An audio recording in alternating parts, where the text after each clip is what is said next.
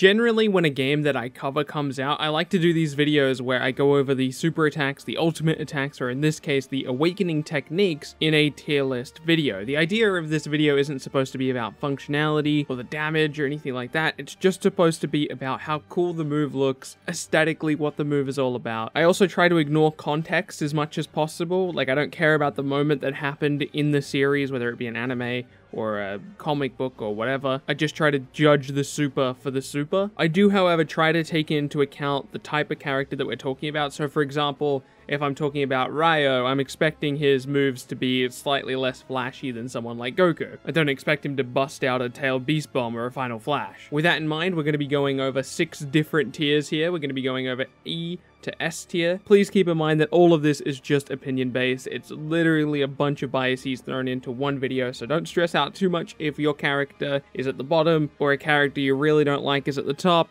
It's all just for fun. With that in mind, let's jump straight into the list, starting with E tier. We've only got one character in E tier, and that's Piccolo. Piccolo's awakening technique essentially is a Hadouken. It's got some cool build up to it, so that's nice, but it just results in a Hadouken. Cell's awakening technique is a beam, but it's a cool beam, and the camera work is pretty good, so Cell's is alright. Goku does a Spirit Bomb. The coolest thing about this is that he goes Super Saiyan. Apart from that, it's just a big bowl that slowly moves towards the enemy. Trunks. I love this move. In fact, it's literally my favorite super move in Dragon Ball FighterZ, but the camera work isn't great, and frankly, it's worse than it should be. Die. This one kind of has the opposite problem of Trunks. The camera work is fantastic, the audio design is amazing, the build up towards it is perfect, and then it just ends with Die slashing the opponent once. I'm sure it's a really cool moment from the anime or the manga, it just feels very anticlimactic. Zorro. Copy and paste everything I said about Die again. Frieza. This is also just a big bowl that slowly moves towards the enemy, but honestly, it's kind of cooler than Goku's, so that's why it's higher up. Kaguya. I'm not sure how to explain why I didn't put this higher up on the list. It's kind of just a big bowl that moves towards the enemy, which is fine because she does it in a very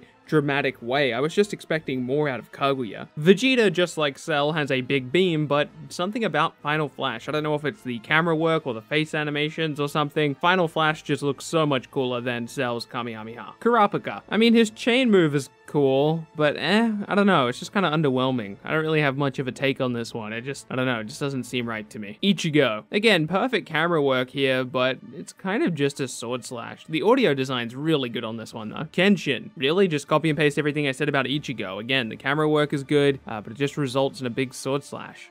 Yusuke. Yusuke's is really cool. The camera work is fantastic and the voice acting is near perfect, and that's the exact reason it is the first awakening technique in B tier. Sanji. I love Sanji's aesthetic so much. The character that only kicks and he's got flames. It's badass. So it's hard for me to not place him higher up on this list, but I think he deserves to be roughly here. Sabo. Again, fire is a pretty badass aesthetic, and he basically does a Rasengan, but fire without the bowl. I like it. It looks cool. Kenshiro. This is way more badass than it has any business being. It's just a barrage of punches, but he makes it look so badass. Aizen. The build up to this super is cool. And when I say cool, it might be a bit of a under justification. It is incredibly awesome, but it kind of just ends with a sword slash, and it feels like the build-up was for nothing. It's okay, I guess. It's cool. Hisoka.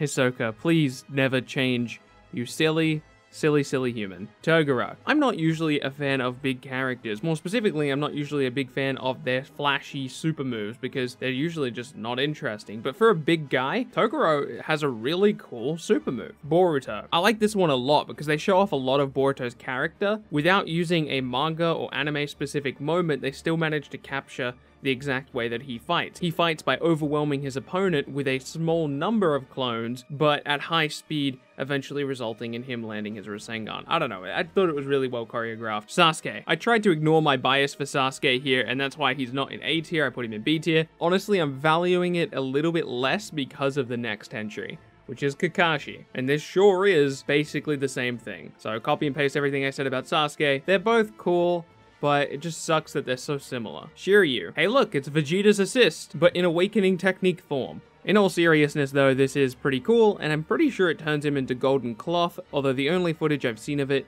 he he was already in Golden Cloth, but again, I'm assuming it turns him into Golden Cloth, so it's pretty cool. Shishio Makoto. Even without any context, this is a very, very badass awakening technique. Every time I call this character Makoto, people yell at me for not calling him Shishio. Shishio sounds weird to me, so I will always call this character Makoto. Deku. I mean, it's a one-for-all Delaware-Detroit smash. I mean, come on. It's just so good.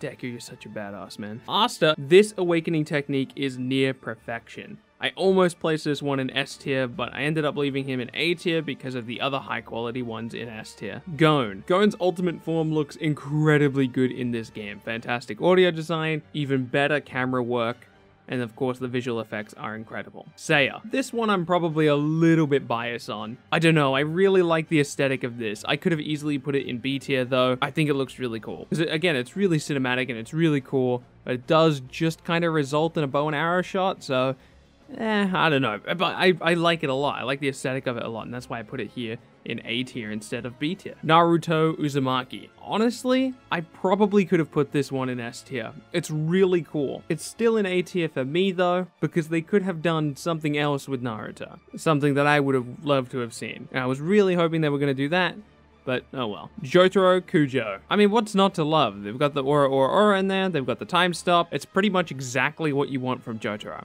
Renji. They made me like Renji. That's incredibly impressive. I'm not a Bleach fan. I'm not aesthetically interested in Renji, but they did it. It looks cool. I like it a lot. Blackbeard. Again, same thing here. I have never finished One Piece. Haven't seen a second of Blackbeard's arc, but still really, really cool. Rukia. Ice powers are really cool. Get it? Because ice is cold. Seriously though, I like ice powers a lot, so I'm biased on this one, but I'm perfectly okay with being biased for this one. Luffy. Personally, I started off not liking Luffy's kind of stretchy rubber effect, but it's grown on me a lot. It's really cool. And all of his transformations he gets because of it, it's badass. Kilauea. I almost put this one in S tier. I love the God Speed effect. I love fast characters with super speed. They made it look so good in Jump Force. Hopefully I can put this one on my CSE. The only reason I didn't put it in S tier is because as he's dashing back and forth, the model isn't actually there and it's just kind of doing this effect. Sounds like it's time to move on to S tier. Get it? Because sound starts with an S and we're moving on to Ryo. I know most of you won't be expecting to see him this high up, but I mean, look at it. It's amazing. It's about as awesome of an awakening technique as you could have possibly have done for Ryo. Yugi. This summoning animation alone is a payoff enough to want to be able to use this ultimate. It's so well done, beautifully animated. Slifer the Sky Dragon, or Osiris, depending on which iteration you watch. Dio. God damn, this is amazing. Even if you don't like JoJo's, I'm sure you can appreciate just how awesome this awakening technique is. Aesthetically, Dio is everything I want in a character, so I'm excited to play Dio.